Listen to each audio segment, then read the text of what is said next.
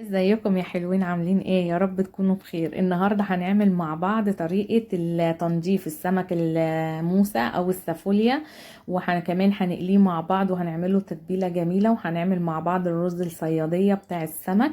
تابعي بقى معايا الفيديو للاخر عشان تعرفي الطريقة ازاي. ولو اول مرة بتشوفي قناتي انا مطبخ يسر، ما تنسيش بقى تعملي اشتراك ولايك وتفعلي الجرس عشان يوصلك مني كل جديد. اول حاجة هنا معانا السمكة، هنا هو الموسى او السافوليا. هنبتدي كده نمسكها من عند الراس من فوق كده، وهبتدي ان انا هشد القشرة ديت اللي هي الغامقة دي كده، الجلد بتاعه اهو. بصوا زي ما انتم شايفين مرة واحدة كده هتتشد معاكي بكل سهولة.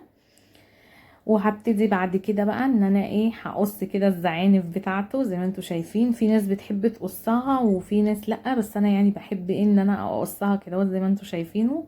وهفتح كده ايه بطنه برضو اهي، بتقصيها من الناحيتين من هنا ومن هنا كده.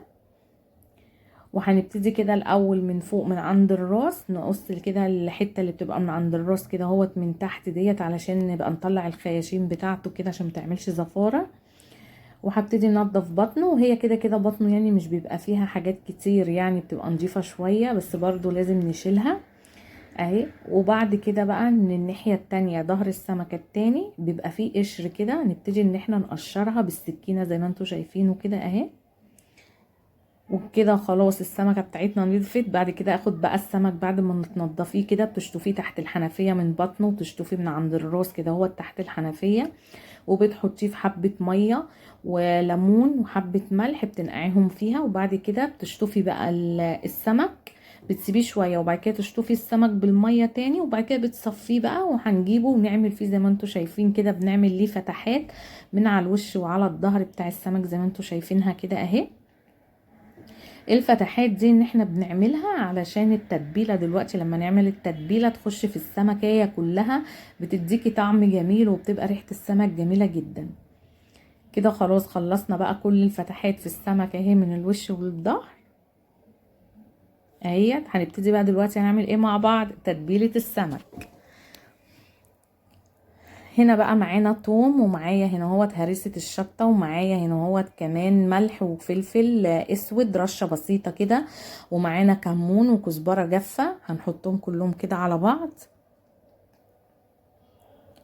وبعد كده هنعصر نص ليمونه. طبعا انا هنا عامله يعني حاجات كده بكميات صغيره عشان السمك ما كانش معايا يعني كتير. وبعد كده هنا حبه من الخل. وممكن برضو بتعملي التتبيله دي بتعمليها بكميات وبتشيليها في الفريزر، وقت بقى ما بتعوزيها بتطلعيها بتبقى حلوه معاكي وجاهزه. وهنقلبهم كده مع بعض كويس. وبعد كده هبتدي بقى ان انا هاخد ايه، وهحط بقى في الفتحات بتاعه السمك التتبيله دي اهي. بصوا زي ما انتوا شايفين كده، احط الاول ادهن بيها السمك كده من بره كده ومن جوه زي ما انتوا شايفينها اهي كده. وتبتدي بقى ان انت تحطي في جوه الفتحات. وبعد كده هو بقى بتحطي في البطن بتاعته كده بالراس، عشان برضو ما تعملش بقى تبقى الريحة بتاعتها حلوة جدا والطعم بتاعها بيبقى جميل قوي اهو زي ما انتوا شايفين في الفتحات. وتدهني بيها السمكة والبطن كده والراس بتاعتها كده تعمليها اهي. هنخلص بقى كل الكمية اهي. بصوا انا عملتها زي ما عملتها كده اهوت معاكم. هنركنه بقى على جنب لحد ما نبتدي نجهز الرز يبقى اخد من التتبيله بتاعته ايه شويه.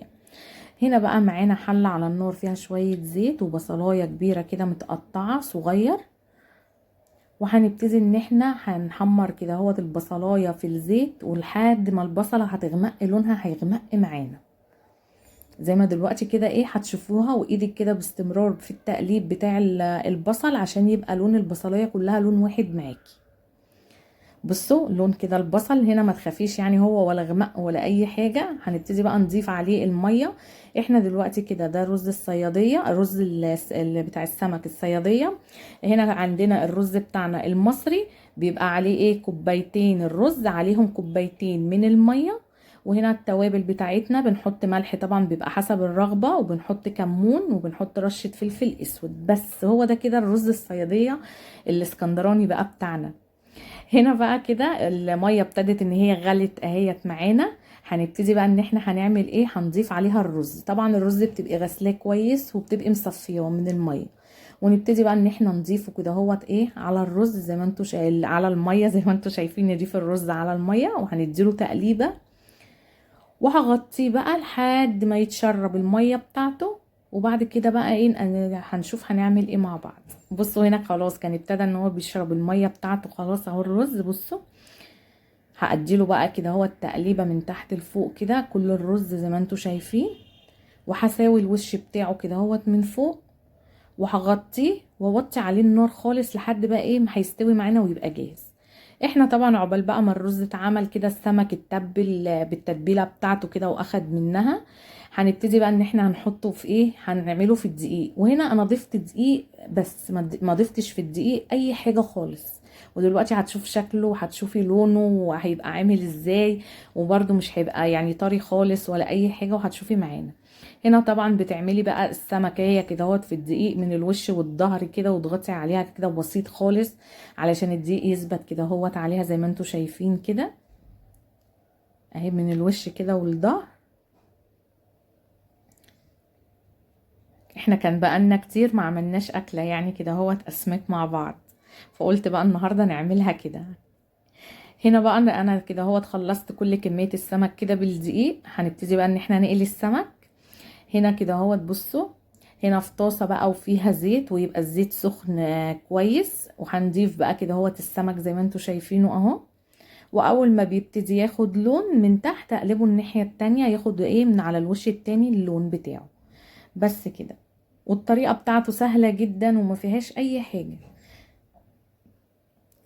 اهو. بصوا هنا ابتدى ان هو ياخد لون، قلبته من الناحيه التانية كده ان هو يبتدي ياخد اللون التاني بتاعه على الوش التاني اهوت. وخلاص كده خلاص هنبتدي بقى ان احنا ايه هنطلعه كده زي ما انتوا شايفينه. بصوا اهو طريقته سهلة جدا وجميلة، وما اقولكوش على طعمه بصراحة، وكانت الريحة بتاعته عاملة ازاي. وهنا بقى كان خلاص انا بقى خلصت وبكمل الباقي. وهنا كان الرز معانا استوى اهو. بصوا جمال بقى الرز ولا عجن ولا اي حاجة. وبصوا الواحدة كده بوحدتها زي ما انتوا شايفينه، واللون بتاعه جميل جدا حلو قوي كده اللون بتاع الرز بتاعنا. وكده غرفت بقى انا حطيت كده الرز زي ما انتوا شايفينه، والسمك اهو خلصناه اهو. وطبعا السمك لما بتقليه بتطلعيه احسن على يعني احسن حاجه تطلعيه تحطيه، ما تحطوش على ورق مناديل، حطي اي حاجه بتقليها على مصفى. بصوا هو الرز بتاعنا، بصوا اللون بتاعه والواحده كده بوحدتها. وبصوا برضو السمك هنا بصوا قطعناه، بصوا الجمال برضو بتاعه من جوه عامل ازاي ومن بره. بس كده. وادي الفيديو النهارده بتاعنا، لازم بقى تجربوا النهارده الوصفه بتاعتي دي، وتكتبوا لي في الكومنتات وتقولوا لي ايه رايكم. مع السلامه، استنوني في فيديو جديد.